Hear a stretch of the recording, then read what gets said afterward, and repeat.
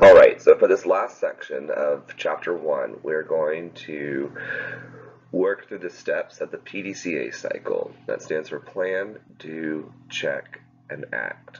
And so we'll go through each one of these 4 steps a little bit more in detail. All right, so for the first step of the PDCA cycle, planning, we initially need to even just recognize the fact that we need to change. And one way we can do that is by using a SWOT analysis. SWOT stands for strengths, weaknesses, opportunities, and threats. Now for the strengths, obviously those are the things that we do well, and the weaknesses are the things that we could use some improvement on. Opportunities and threats. So opportunities would be an example of things that can help us implement the change. And then the threats are things that are going to hold us back. So if we have a really excited team that embraces change, well, that could be an opportunity. If we have a team that has been there from the very beginning of the organization and their response to any kind of change has always been, well, we always do it this way, so why do we need to change?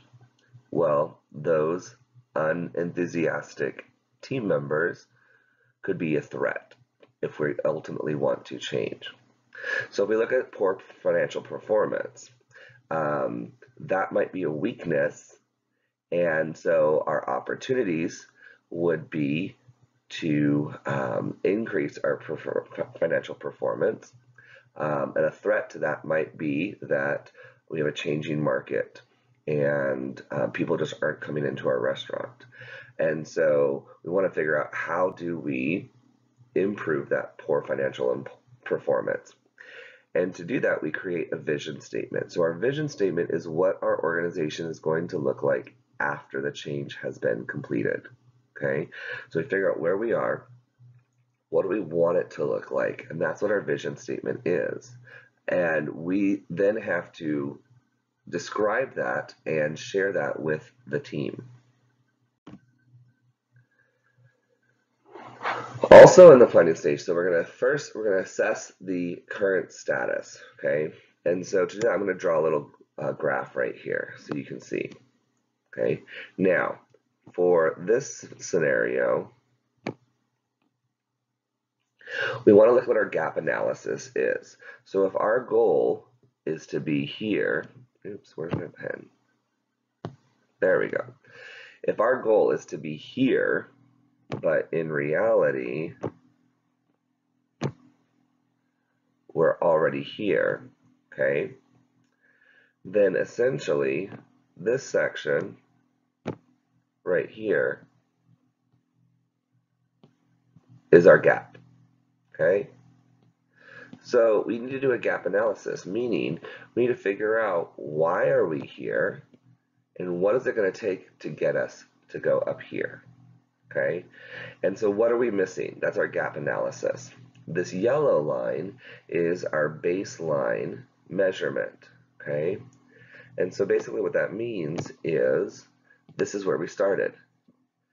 And that tells us then, at the end of the day, if we've met our goal or if we fell below what our baseline measurement was, basically where we started.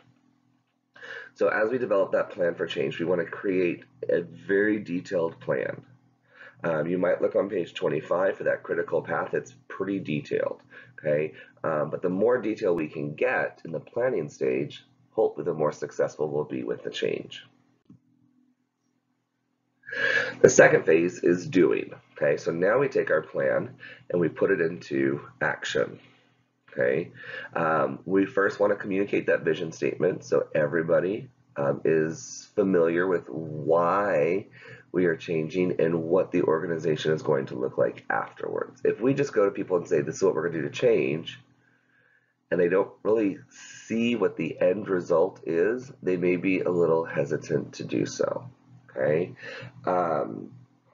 And so there are going to be some people that are going to be unwilling to change. It's just a fact of change. Some people just do not like it, okay?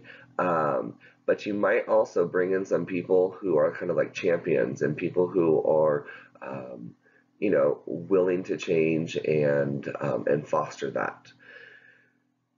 You need to know your people and your team members. So there's 3 different categories: explorers, conservatives, and inhibitors. Okay, our explorers, those people who are excited about change, they embrace change. Conservatives are people who just are indifferent. They tolerate change, but they also are like, you know what? I guess we'll change. Doesn't really matter to me whether we do the new thing or the old thing. They're just indifferent. The inhibitors, those are the people we need to watch out for. The inhibitors are people who always say, well, we've always done it this way, so why do we need to change? Okay, and the issue with inhibitors is if we are not successful in the change, that gives them more power to say, see, we should have stuck with the old way of doing things. Okay, and so we really need to know who our explorers are and kind of help those inhibitors see the purpose of the change. And then hopefully we can at least get those inhibitors to be up to conservatives. As we measure our progress along the way, we don't just wait for the start and the finish. We want to have little built-in successes along the way. And we want to celebrate those successes because that helps people feel, well, successful. And then those inhibitors, if they see those small victories along the way, then they might start recognizing the actual need for the change. And so it's important to celebrate successes along the way, not just wait till the finish line to see if we've actually met our goals.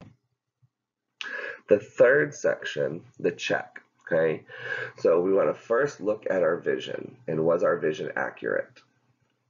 Were we able to achieve our goal, or did we set that bar a little too high? Okay, with the planning phase, we want to look at that and see, did we give ourselves 6 months to implement this change when we should have given ourselves a year? So maybe that's why we weren't successful, because we had an unrealistic time frame during the planning phase. Okay, did we fail? Did we sort of succeed, but then we didn't quite make our goal, or did we actually succeed? Okay, and so for this, I'm going to draw that other graph again. Okay, so here we go. We've got this graph here. This was our baseline, and then we have what our goal is. Okay, so our goal is here. Now, if we failed, that means we did not reach our goal up here. Okay, a plateau means that we started succeeding, but then we leveled out and we didn't quite meet our goal. Okay. Now, if we plateau or we didn't fail, or sorry, if we didn't succeed, if we failed, then you saw before, this was our gap analysis, right? Well, now, as we repeat the PDCA cycle, this becomes our gap. So you can see with the plateau, we've actually closed the gap a little bit. We haven't quite, made it to our goal, but that still is somewhat of a success because we have managed to close that gap. Then we act, okay? PDCA, so we've checked it, and now we act on what we evaluated. So we can look for now additional opportunities to improve. This was great, this was successful, and now let's see what we can improve again. So that's that concept of continuous improvement. We're always looking for ways to improve. And then we repeat the whole PDCA cycle again. So you do have a homework that's due in Canvas. You'll find it in Module 1. And what I want you to do is I want you to reflect on a time when you've experienced change on the job. Okay. Now this does not, this needs to be at least a 1-page minimum, so it's going to take a little bit of writing and explaining. I don't want it to be very brief. I want you to actually take the time to process the information. So what was the change that took place? So for that, I need to know what it was before and what was the change after. So you're kind of describing that vision statement. You're going to explain to me the situation and then describe that vision statement. Okay. What type of internal force? Was it re-engineering, meaning we just changed a process?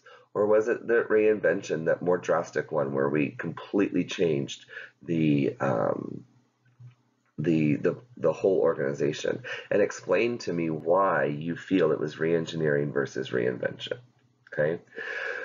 Third, were you an explorer, a conservative, or an inhibitor, and why? Okay, so you might tell me why you selected those specific roles. Okay, or if somebody, one of your managers, asked you to be an explorer because you were excited about the change, then you can talk about that. Fourth, were you a change sponsor, a change agent, or a change target? So remember that change sponsor is the people who have the influence, the agent is responsible for the day-to-day, and the target are the people who we are looking at to make the change. Okay, so they're the ones who actually have to make the change. What was the result of the change? So was the change successful? Was the vision statement achieved? If you're still in the process of experiencing the change process, then what stage of the PDCA cycle are you currently experiencing? So I want you to be descriptive during this. Don't just say, I'm in the check stage, or I'm in the do stage. I want you to tell me why and describe the situation. All right? If you have any questions, you can always send me an email, duminski@alamo.edu.